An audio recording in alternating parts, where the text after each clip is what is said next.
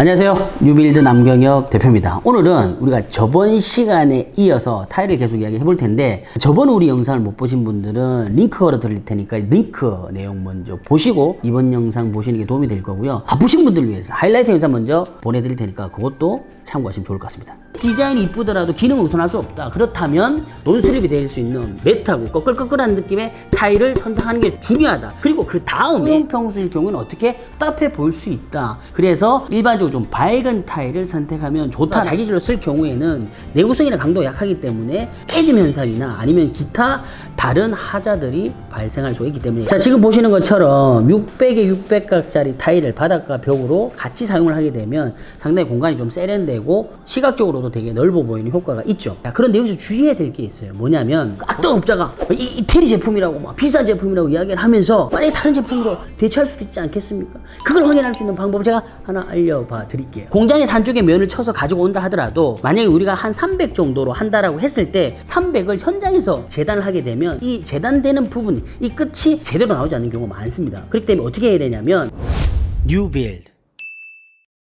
자, 하이라이트 영상 잘 보셨죠? 그래서 이번에는 저번 시간에 이어서 우리가 거실 쪽과 주방 쪽, 그리고 나머지 보조 주방이나 발코니, 실외기실의 바닥 타일들은 어떤 걸 쓰면 좋은지에 대한 걸 알아볼 수 있도록 하겠습니다. 자, 우선 우리 거실부터 확인해 보죠. 뉴빌드. 거실 아트월 타일은 예전에는 어떻게 했냐면 보통 600에 600각짜리 타일과 400에 800각짜리 타일을 많이 썼습니다. 많이 썼어요. 근데 이 타일들이 요새는 추세가 점점 커지고 있어요. 그래서 450에 900각짜리 타일, 그리고 600에 1200각짜리 타일, 그리고 그보다 더 큰 빅슬랩, 박판 타일이라고 하는 건데 아주 큰 형태의 타일이 아주 넓은 면에 한 3장만 턱턱턱 붙는 형태가 된다든지, 사이즈가 큰 박판 타일도 사용을 하고 있습니다. 물론 이렇게 박판 타일 같은 경우는 가격이 상당히 많이 나옵니다. 빅슬랩 같은 경우는요, 특히나 더 뭐가 중요하냐면 설치를 하려면 집 안에까지 들어가야 되잖아요. 외부에서 들어갈 수 있는 상황이 아니다 라고 하면 엘리베이터를 실어야 되는데, 엘리베이터 사이즈의 빅슬랩 타일이 안 실리게 되면 그것도 문제가 되거든요. 그런 부분들까지도 꼼꼼히 체크하셔서 해당되는 제품을 선택하셔야 된다 라는 말씀 드리고 싶습니다. 뉴빌드. 600에 1200짜리나 450에 900각짜리 타일을 쓸 때는 2가지 정도를 좀 포인트로 봐야 되는데, 첫 번째가 바로 어디서부터 타일을 시작할 거냐라는 겁니다. 이게 이제 보통 타일에 대한 스타트 포인트인데, 이 스타트 포인트는 보통 거실 아트월을 봤을 때 복도 쪽이나 주방 쪽 상부 끝에서부터 커튼이 있는 방향으로 가는 게 조금 효과적입니다. 왜 그러냐면 이 타일 같은 경우가 온정 사이즈를 끝에 가면 잘라야 되는데 그 잘려진 면이 그렇게 썩 이쁘진 않아요. 근데 그 잘려진 면이 만약에 커튼박스에서 시작하게 되면 이 복도나 거실 주로 왔다 갔다 하는 부분에서 눈에 거슬릴 수가 있거든요. 커튼박 쪽으로 가면 어떻게 된다? 커튼을 쳐줬을 때 그 부분이 안 보이기 때문에 큰 문제가 없겠죠. 그리고 또 하나, 우리가 타일이 길잖아요. 가로로 길잖아요. 이 타일을 어떻게 붙이는가에 따라서 공간에 대한 느낌도 달라집니다. 예를 들어서 우리가 600에 1200각짜리 타일을 쓴다고 했을 때 가로로 이렇게 붙이는 경우가 있고요, 세로로 붙이는 경우가 있잖아요. 통상적으로 보면 600에 1200짜리는 세로로 붙일 경우는 한 2장 정도만 딱 들어갑니다. 2400이면 딱 맞겠죠.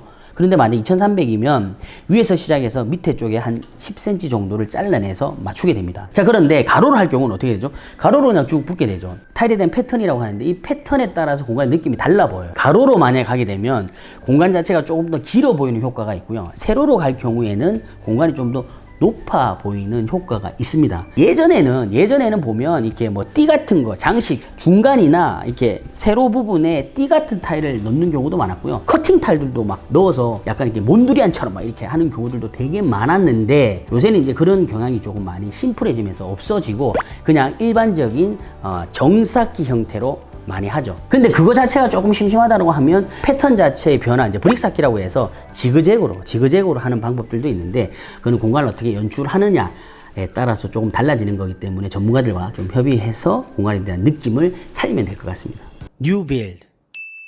자, 그런데 요새 보면 그 아트월 쪽에 타일을 붙이는 경우에 바닥에도 타일을 까는 경우가 되게 많거든요. 자, 이럴 때 보면 보통 2가지 정도로 나뉩니다. 첫 번째가 벽에 들어가는 타일과 바닥에 들어가는 타일을 다르게 연출하는 방법. 지금 보시는 사진처럼 벽에는 비앙코가 들어가 있죠. 아트월 뿐만 아니라 벽체를 구성하는 부분의 전체가 다 주방 미드웨이까지 비앙코 타일로 계획을 하고 바닥에는 크리마 마필 계열의 타일을 연출했습니다. 이렇게 두 개가 다른 느낌으로 공간을 연출하는 방법도 있고 같은 형태, 예를 들어서 뭐 화이트가 됐던 아이보리 컬러가 됐던 아니면 조금 그레이 컬러가 들어간 제품을 벽과 바닥에 동일하게 사용하는 방법도 있겠죠. 근데 이게 뭐 정답이 없어요. 정해진 게 없기 때문에 본인이 그냥 좋은 대로 하시면 돼요. 본인이 좋은 대로. 본인이 거주하시면서 계속 있을 때 어떻게 하면 조금 지루하지 않고 질리지 않고 계속 좋아할 수 있는 형태인지에 대한 거를 고민해 보시면 됩니다. 정답 없기 때문에. 다만 바닥 타일 같은 경우에 저희가 일전에 영상 타일하고 마루 비교해 본 영상 링크 걸어 드릴 테니까 한번 보시고요. 거기 영상에도 보면 우리가 바닥 타일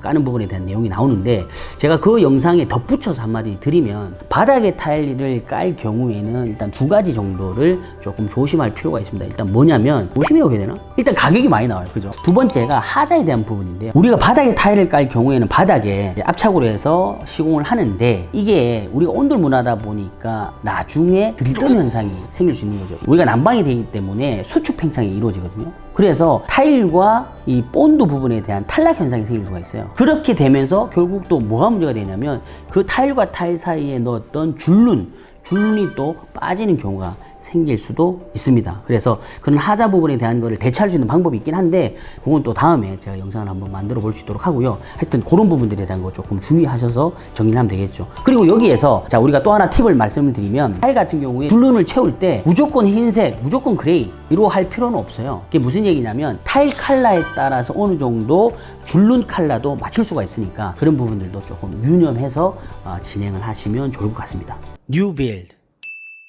자 그러면 우리가 거실을 했으면 이제 주방 쪽의 미드웨이 상하부장 사이에 있는 그 타일을 봐야 되는데 이때 이 타일을 쓸 때 만약에 우리가 거실 쪽에서 아톨 쪽 타일을 만약에 썼다라고 하면 이게 주방 미드웨이 쪽으로 동일하게 밀고 들어오는 형태도 공간을 조금 더 세련되게 연출할 수가 있습니다. 지금 보시는 사진은 흰색의 어떤 비앙코 느낌의 타일을 전체적으로 거실부터 해서 주방 쪽으로 같이 쭉 연출한 거고 지금 보시는 이 사진은 아이보리 계열의 타일을 거실에서 주방까지 쭉 같이 연출한 사진이죠.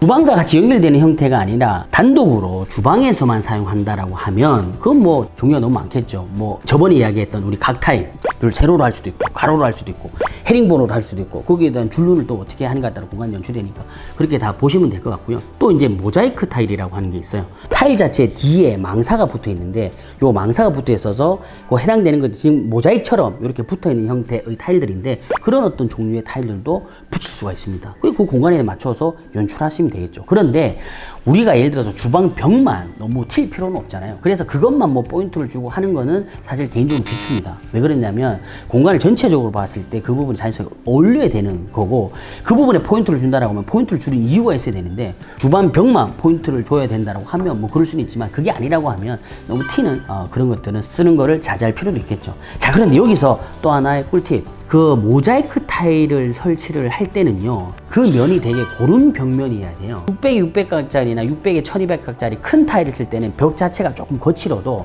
우리가 타일 본드로 해서 맞춰서 쓸 수가 있는데 이게 모자이크 타일 같은 경우에는 그게 힘들어요. 그래서 면 자체가 석호나 합판이 면이 깨끗하게 잡혀있는 형태로 기본 바탕 구성이 돼 있어야 모자이크 타일을 붙일 수가 있으니까 이 부분도 꼭 체크하셔서 진행을 하시면 될 것 같습니다.